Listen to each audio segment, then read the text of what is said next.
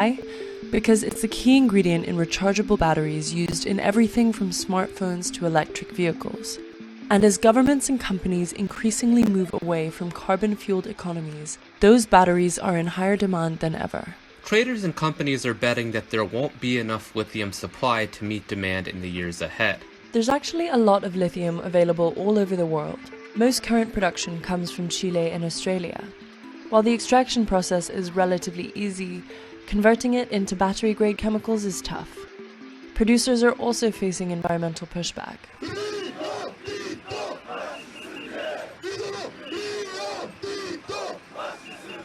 These factors have electric vehicle makers worried that they won't be able to secure enough of the metal, and that could hinder the transition to a low-carbon future.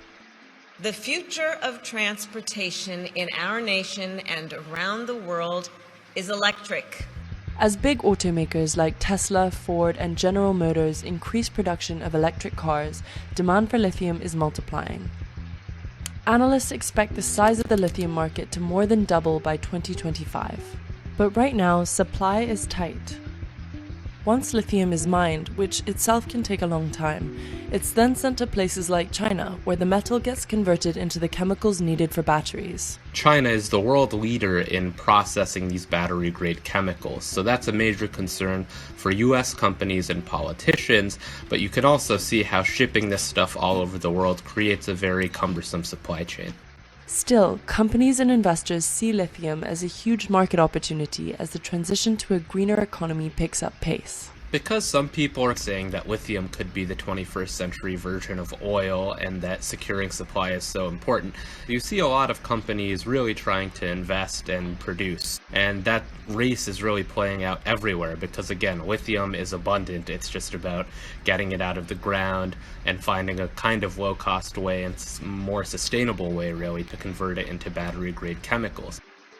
As more companies get involved in lithium production, analysts expect total supply from countries like Australia and Chile to eventually exceed demand and cool the price rally in the coming months and years. Mining giant Rio Tinto is one of the many players getting involved in the lithium market.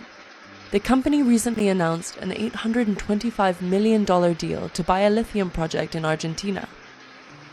But projects all over the world are being met with opposition. In Serbia in December 2021, we saw a lot of protests and thousands of protesters in Belgrade blocking bridges to protest Rio Tinto's plans to invest over $2 billion there for lithium production. Environmentalists argue that mining lithium can require a lot of water, and that chemicals used in production can leak into nearby water supplies and harm the surroundings. A Rio Tinto spokesman even told me that they're not really going to sacrifice the big picture for local concerns. One reason some investors are really bullish moving forward, if protesters and others concerned about the environmental impact won't let these companies produce the commodities that are needed to make the electric vehicles, then people see higher prices and supply scarcity and volatility ahead.